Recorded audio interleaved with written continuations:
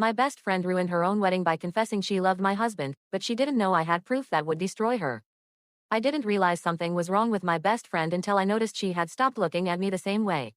It wasn't dramatic. There was no big moment where everything suddenly changed. It was subtle, the kind of change you only notice when you already feel like something is off but you can't explain why.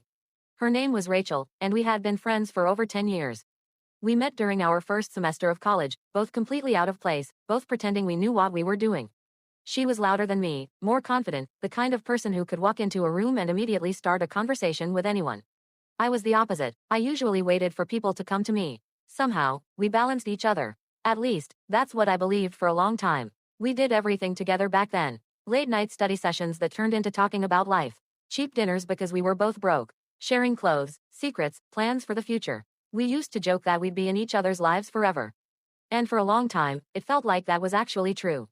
I met Daniel a few years after college. It wasn't anything dramatic, no movie moment. We met through a mutual friend at a small birthday dinner. We just clicked. He was calm in a way that made you feel steady just being around him. Not overly talkative, not trying to impress anyone. Just genuine. We started seeing each other regularly after that. Rachel met him about a week later. I remember being nervous for no real reason. You know how it is when your best friend meets someone important in your life. You want their approval without admitting you care that much. But Rachel liked him immediately. Too easily, maybe. She laughed at everything he said. Asked him questions. Paid attention in a way that I didn't even notice at the time. At one point, she made a joke. She said, "Okay, I'll be honest, he's kind of out of your league, but I'll allow it." She laughed right after saying it, and I laughed too. Daniel just smiled awkwardly. It didn't feel serious, but something about that sentence stayed in the back of my mind. Not because it hurt, but because it felt like it came from somewhere real. Still, nothing about their interactions crossed any line. We all hung out together a lot after that. Group dinners, weekend plans, random late-night drives when no one wanted to go home yet. Rachel and Daniel got along well, and I thought that was a good thing. I trusted both of them. And for a long time, that trust felt justified. When Daniel proposed to me, it was simple. No big crowd, no dramatic setup. Just the two of us. He knew I didn't like attention like that. I said yes immediately. Rachel was one of the first people I told. She screamed so loudly on the phone I had to pull it away from my ear. Then she started crying. When we met in person later that day, she hugged me so tightly it actually surprised me. She kept saying how happy she was for me, how she always knew I'd find someone like him. Looking back now, that moment feels different. But at the time, it felt genuine. She helped me with everything during wedding planning. Dress shopping, venue visits, guest lists, she was involved in all of it. If anything, she was more invested than I was. I thought it was because she cared. Now I think it was because she was closer to something she wanted but couldn't have. Our wedding was small, around 80 people, mostly close friends and family. Rachel was my maid of honor. Her speech was perfect. She talked about how we met, how we grew up together, how she trusted Daniel with my life. There wasn't a single moment during that speech that made me uncomfortable, not one. If there were signs, they were buried too deep for me to see. Life after that settled into something calm. Daniel and I built routines. Work, home, weekends together. Nothing dramatic, nothing chaotic. Just stable. Rachel started dating someone seriously about a year later. His name was Kevin. He was very different from Daniel. More structured, more serious, the kind of person who planned everything ahead.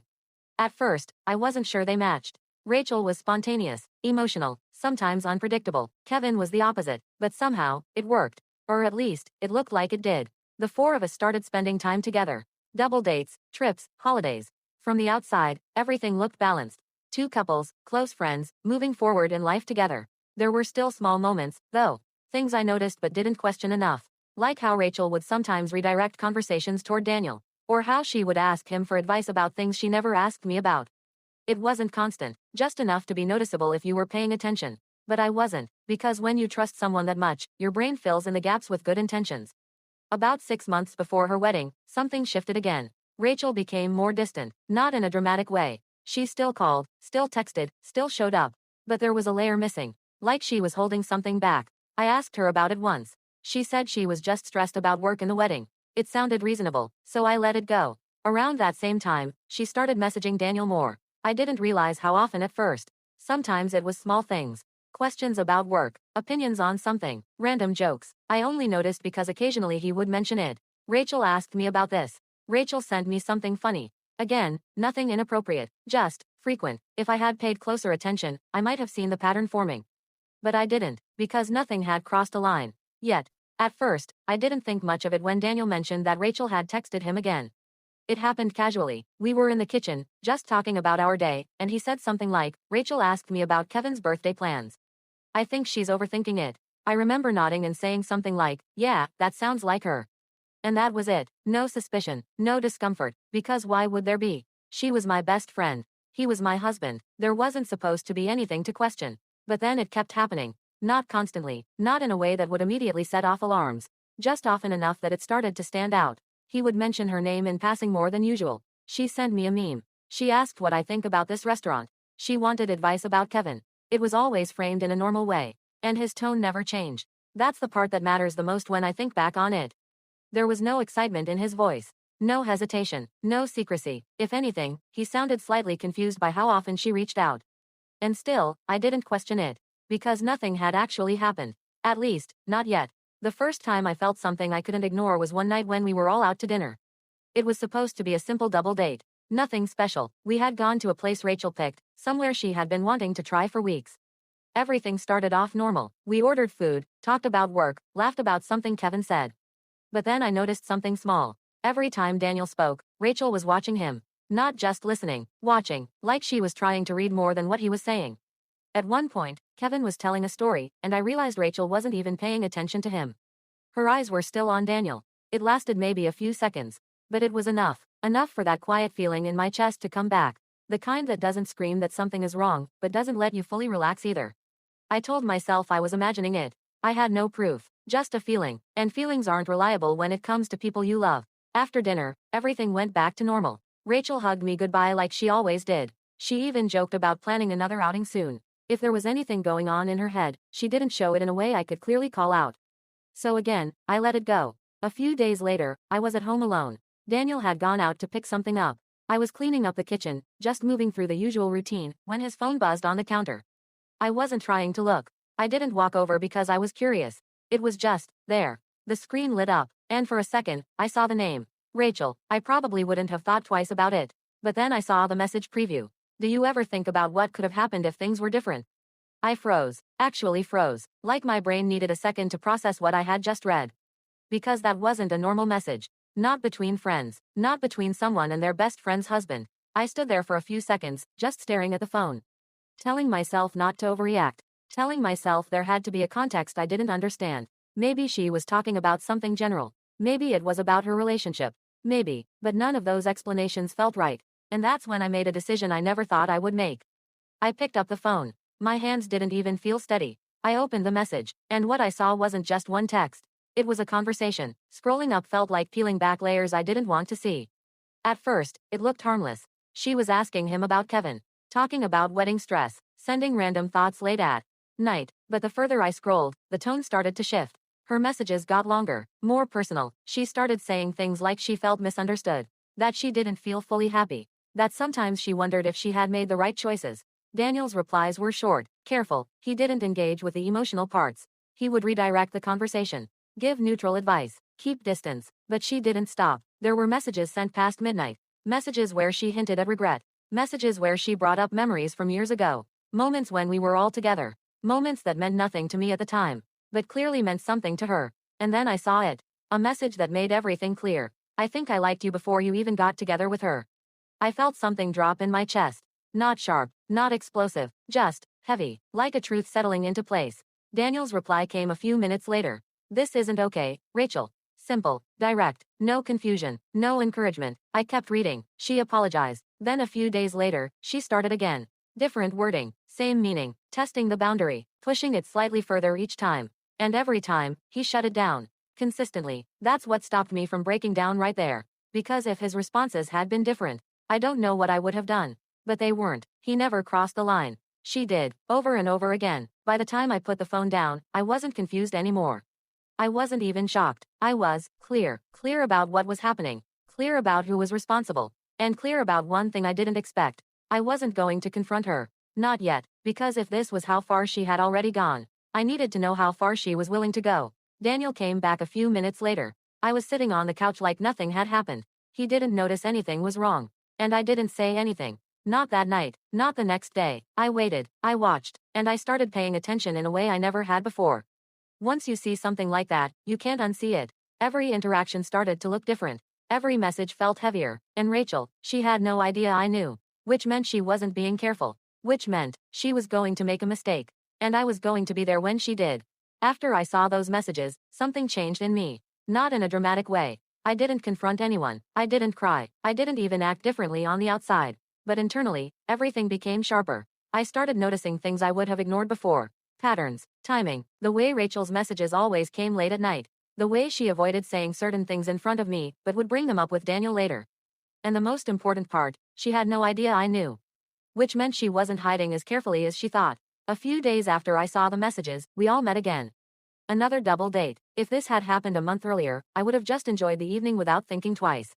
But now, I was watching. Not obviously, just enough to confirm what I already suspected.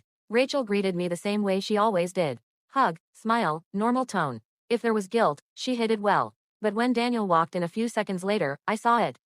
That slight shift in her expression. It was quick. Most people wouldn't notice it. But once you've seen the truth, small things become obvious. She straightened up, smiled a little wider. Her attention locked onto him for just a second longer than normal. Then she went back to acting like everything was fine. Dinner went on like usual. Kevin was talking about work. I was responding, asking questions. Daniel added a few comments here and there. And Rachel, she was present in the conversation, but her focus kept drifting back to Daniel, not constantly, just enough. At one point, Daniel said something about a project he was working on. Nothing special, but Rachel leaned in slightly, like it mattered more than anything else being said. She asked follow-up questions, remembered details, engaged in a way that felt personal. Kevin didn't seem to notice. Or maybe he chose not to. That thought stayed with me longer than I expected. Because sometimes people see more than they let on. They just don't want to deal with it. After dinner, we stood outside for a few minutes before leaving. Rachel hugged me first, then she hugged Daniel, and I noticed something again. The hug lasted just a little too long. Not enough to call it out, but enough to feel it. When we got in the car, I didn't say anything immediately. I just sat there quietly. Daniel started the car, glanced at me, and asked if everything was okay. I said yes, and technically, it was. Because now I understood what I was dealing with. That clarity made things easier in a strange way. A few days later, Daniel brought something up on his own. We were sitting at home, watching something neither of us was really paying attention to, when he said, "I think Rachel's been acting a little weird lately." I turned to look at him. Kept my expression neutral. "Why do you say that?" He shrugged slightly. "I don't know. She texts me a lot. About random things. Sometimes it feels like she's trying to have deeper conversations than necessary." That was the moment I realized something important. He wasn't encouraging it. He was uncomfortable. He just hadn't fully labeled it yet. I asked, "Do you respond?" He said, "I try to keep it normal. I don't want to make things awkward." That sounded exactly like him. Avoiding conflict unless it's absolutely necessary. I nodded and said, "If it feels off, you don't have to keep replying." He looked at me for a second, like he was trying to read if I meant more than I was saying. But I didn't give anything away. Because I still wasn't ready to reveal what I knew. Not yet, because something bigger was coming. I could feel it. The wedding was getting closer. And Rachel's behavior wasn't slowing down. If anything, it was becoming more unstable. She started calling me more often, but the conversations felt different, less genuine, more performative, like she was trying to maintain the image of our friendship rather than actually being present in it. At the same time, her messages to Daniel didn't stop. I didn't check his phone again. I didn't need to. I could tell from the way he reacted to notifications. The slight hesitation before opening them. The way he sometimes ignored them entirely. About a week before the wedding, things escalated. Rachel invited me over for what she called a last girls' night before everything got busy. It sounded normal, so I went. Her place was decorated with wedding stuff. Dresses, boxes, notes, everything scattered around. She looked tired, more than I had seen her before. We sat down, started talking, and for a while, it actually felt like old times. We laughed, talked about college, shared random memories, and for a moment, I almost convinced myself that maybe I had overestimated everything. That maybe she was just stressed. That maybe things would go back to normal after the wedding. But then the conversation shifted. It happened slowly. She got quieter, started staring at nothing for a few seconds before responding. And then she said something that changed the tone completely. "Do you ever feel like you ended up with the right person, but at the wrong time?" I didn't answer immediately. I just looked at her, trying to understand what she was really asking. I said, carefully, "What do you mean?" She shrugged, pretending it wasn't a big deal. "Nothing, just thinking out loud." But I didn't let it go that easily. I said, "If you're having doubts, that's something you should figure out before the wedding." She smiled, but it didn't reach her eyes. "I'm not having doubts," she said. "Kevin is good for me. Good for me. Not, I love him. Not, I want to marry him. Just, good. That told me everything I needed to know. And in that moment, I realized something else. She wasn't confused. She was choosing comfort over honesty, choosing stability over truth, and at the same time, still chasing something she couldn't have. Later that night, as I was about to leave, she hugged me again. And she said, "You're really lucky, you know that." Same sentence, different meaning now. This time, I didn't smile. I just said, "I know." Because at that point, I wasn't blind anymore. The wedding day was getting closer. And whatever she was holding in wasn't going to stay hidden much longer. By the time the wedding day arrived, I wasn't excited. That's the part one didn't expect. I should have been happy for her. This was something she had been planning for months. Everything was supposed to come together perfectly. But instead, I felt alert. Like I was waiting for something to happen. Not hoping for it, just knowing it would. The venue was exactly what Rachel had always wanted. Outdoor ceremony, soft lighting, everything carefully arranged down to the smallest detail. From the outside, it looked perfect. Guests were smiling, music was playing, people were taking photos, and Rachel, she looked beautiful. No one would have guessed what was going on underneath. When I first saw her that day, she hugged me tightly and said, "I'm so glad you're here." I hugged her back, and for a brief second, I wondered if I had been wrong about everything. But then she pulled back and looked past me. At Daniel. Just for a moment. That was enough. The ceremony itself went smoothly. No interruptions. No awkwardness. She said her vows. Kevin said his. People clapped. Some even cried. If you had only seen that part, you would think this was a normal wedding. But I couldn't stop watching her. Not in an obvious way. Just enough to catch the things no one else was paying attention to. The way her focus drifted. The way her smile faded when attention moved away from her. The way she kept drinking more than she should have. By the time the ceremony ended and the reception started, I knew one thing for sure. She wasn't stable. At first, it was subtle. A glass of champagne, then another. People encouraged it, celebrated it. No one questions a bride drinking at her own wedding. It's expected, but I was counting, not intentionally. It just became impossible not to notice.